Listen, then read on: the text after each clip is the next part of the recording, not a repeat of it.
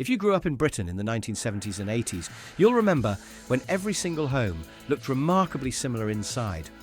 Not because we lacked individuality, but because certain items were simply everywhere.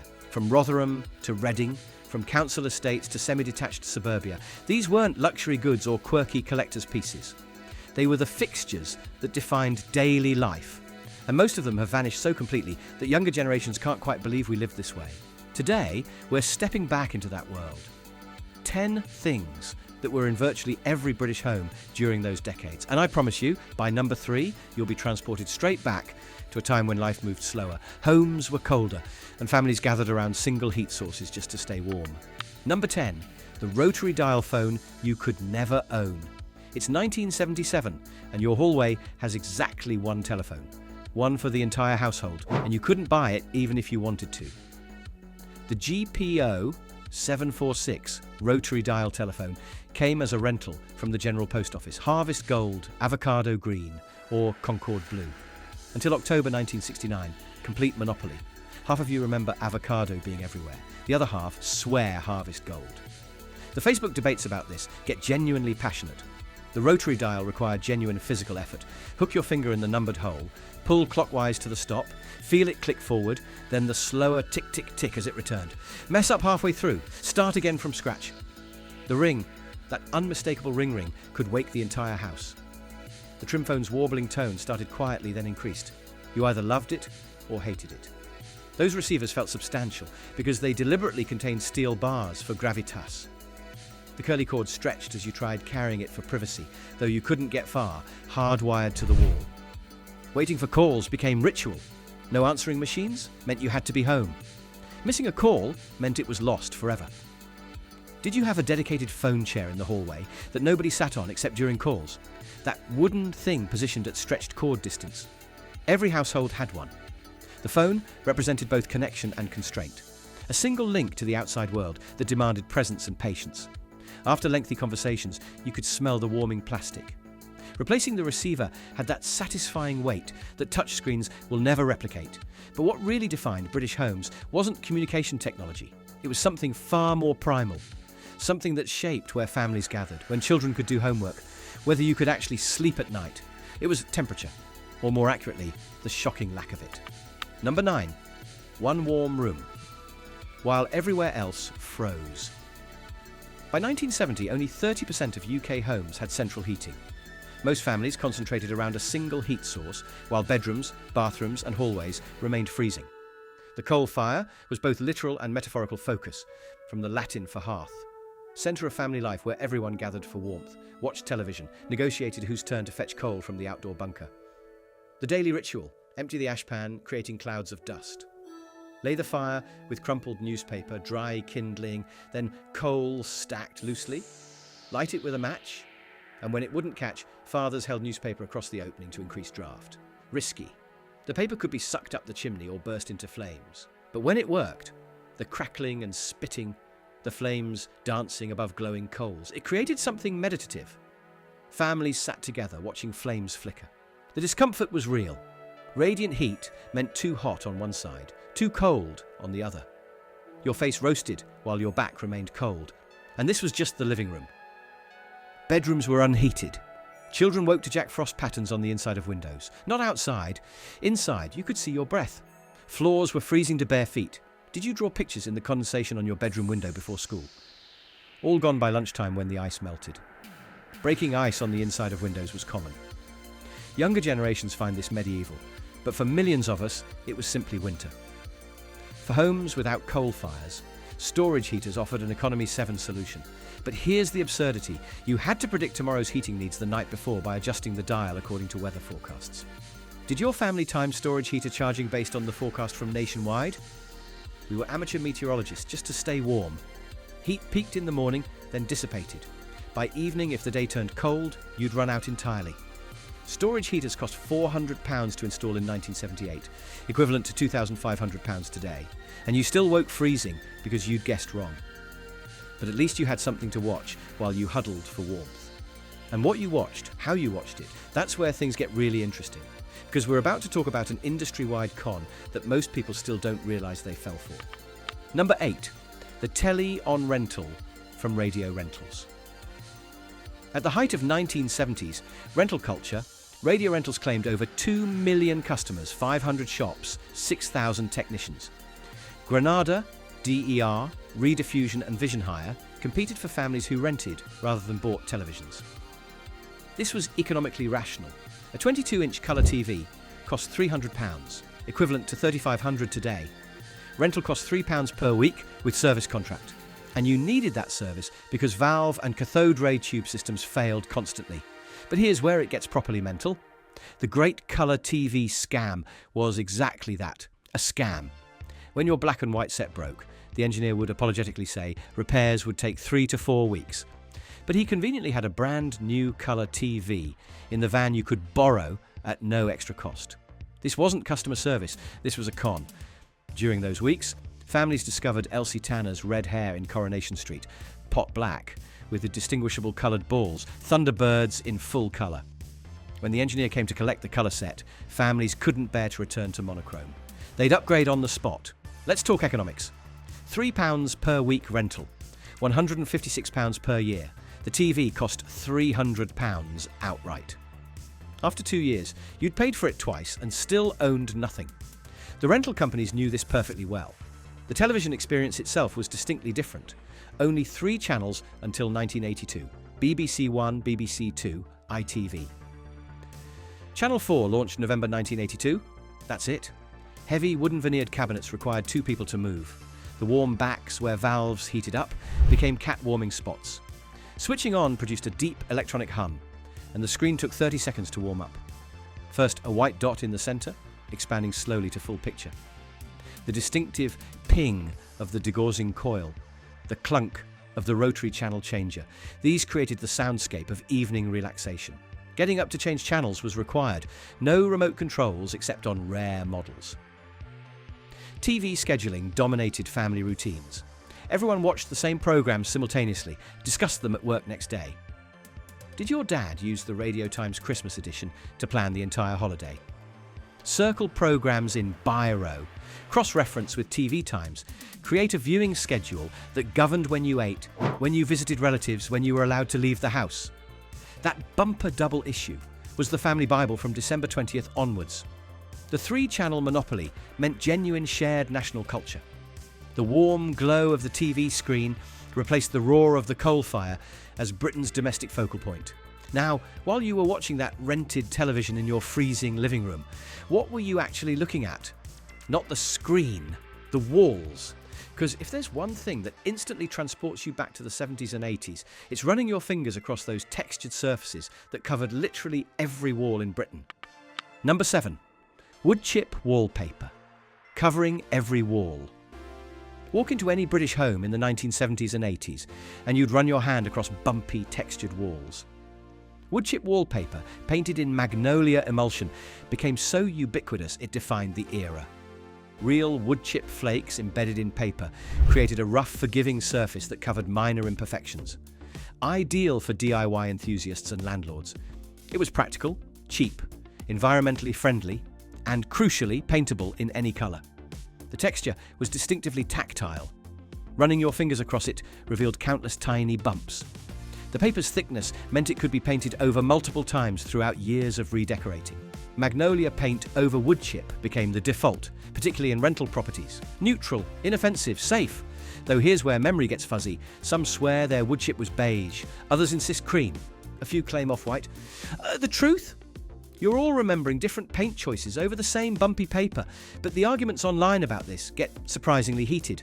Over wallpaper from 40 years ago. If your family wanted something decorative, you might have had anaglypta embossed wallpaper, raised 3-dimensional patterns with Victorian designs, or flock wallpaper with velvet soft surfaces mimicking expensive cut velvet hangings. Flock featured damask patterns in browns, reds and golds that matched perfectly with something we'll get to at number 1, the furniture choice that defined an entire generation's aspirations. And while we're talking textured surfaces, we can't ignore what was overhead. Artex dominated ceilings. This DIY-friendly coating required no plastering skills. You applied it wet, then patterned it with a stippling brush. The swirl pattern became iconic. Circular spirals created by twist and pull motions covered virtually every 1970s ceiling. Until 1984, Artex contained white asbestos for strength, creating a legacy problem when later generations tried to remove it. This entire aesthetic created a distinctively British domestic environment that felt safe, proper, and respectable. But it wasn't complete without one particular feature in every window. Number 6. Net curtains for keeping up appearances. Every window in every British home had to have net curtains. These translucent white or cream fabrics, made from nylon and polyester, allowed light through while obscuring interior views. This wasn't just decoration, it was social imperative. Net curtains prevented ne'er-do-wells from seeing valuables while allowing occupants to observe the street. This gave rise to the curtain twitcher stereotype, the nosy neighbour covertly watching without being visible. There was another function. The ritual of keeping nets pristine white defined housewifely diligence. Yellowing or greying nets signalled slovenly housekeeping. Neighbours would notice, neighbours would talk. The labour involved, taking them down, washing them, careful drying, rehanging, made clean nets a visible marker of standards maintained. Walking down any street, you could assess households by their net curtain brightness. Continental Europeans, particularly the Dutch, who preferred completely open windows, found British net curtain obsessions suspicious, as if we were trying to hide something shameful. But in Britain, they represented respectability and privacy simultaneously. The visual effect from inside was distinctive. Soft, diffused, light-filled rooms, gentle billowing from drafts. The world outside appeared slightly softened.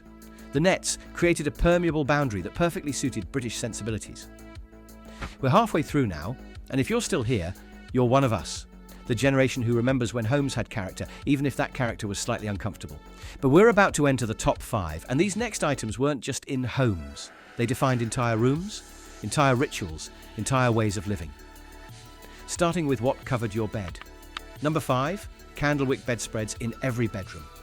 Thick cotton bedspreads with raised, nubby textures covered beds in most British homes, providing warmth without weight. Created using traditional Candlewick weaving, the soft yarn woven into loose, looped patterns created distinctive bumps. Predominantly cream, white or off-white, these bedspreads often featured tassels or fringe and that classic wave pattern that became instantly recognisable. The tactile memory remains powerful, soft, thick cotton with bumpy texture distinctive to touch. Warm but lightweight, durable enough to wear like iron through years of use. The loose textured weave allowed air circulation while providing genuine warmth. It functioned as bedspread, throw, or general blanket, remarkably versatile. For many homes during the 1960s and 70s, no other kind of bedspread existed. The white or cream versions matched everything. They could be washed and bleached to maintain brightness, and they represented proper bedroom presentation. Candlewick reminded people of grandmothers' houses, traditional comfort and homeliness, in an era when bedrooms remained unheated, when children dove under covers still wearing day clothes, when hot water bottles were essential. The Candlewick bedspread represented reliable comfort that asked nothing but occasional washing in return. Number 4, Shag pile carpets in eye-searing colours. If the 1970s were about one interior design trend, it was wall-to-wall shag carpeting in eye-searing oranges, avocados and harvest golds. Before the 1950s and 60s, most homes had wood floors or linoleum. But mass production made carpet affordable, and wall-to-wall carpeting became a powerful symbol of modernity and prosperity. Deep, thick shag pile over 1 inch long created soft, plush, bouncy surfaces made from synthetic nylon and polyester that handled dyes brilliantly. Burnt orange was quintessential 1970s. Avocado green was probably the most iconic colour of the entire decade.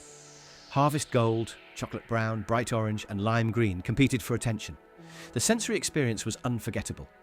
Running your toes through that deep pile, feeling soft warmth underfoot, the bouncy, springy feeling when walking. Children remember rolling around in it purely for fun. The carpet showed every footprint and vacuum mark, requiring regular raking to restore appearance. Mothers would rake until perfect, then leave the rake across the doorway to prevent entry until guests arrived. But maintenance was challenging. Shag pile trapped dust, hair and allergens deep within fibres. Spills were disasters. By the late 1980s, smoother carpets gained favour, yet the tactile memory persists. That womb-like softness, the warm comfort in cold houses, the unmistakable 1970s sensuality of deep pile in earth tones.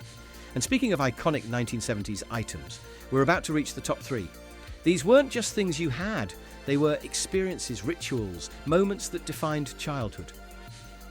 Number 3, promised you could make your own fizzy drinks at home. The reality? Well, let's just say the journey was better than the destination. Number 3, SodaStream. Get busy with the fizzy. At its peak, 40% of British homes owned a SodaStream. 40%. The iconic fizzy drink maker that promised homemade alternatives to Coca-Cola, but delivered something distinctly off. Founded in 1903, but peaking in the late 1970s and early 1980s, SodaStream's cultural penetration owed much to the 1979 advertising jingle, "Get busy with the fizzy." Tommy Cooper's 1979 TV advert increased sales by 50%. Peak Britain, a comedian magician selling fake Coke to children. The sound was unforgettable. That distinctive fizzing, hissing when you carbonated water. And if you overpressed it, which children absolutely did on purpose because of course we did, it made incredibly loud farting noises that no human could replicate. Hours of entertainment. Your parents hated it. The ritual itself became more enjoyable than the actual product.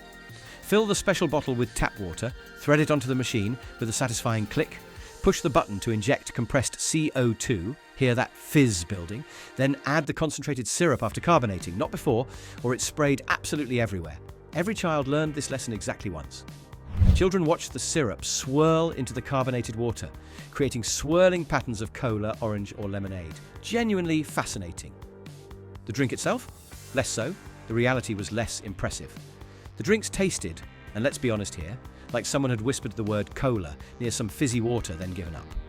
They went flat faster than your enthusiasm for drinking them.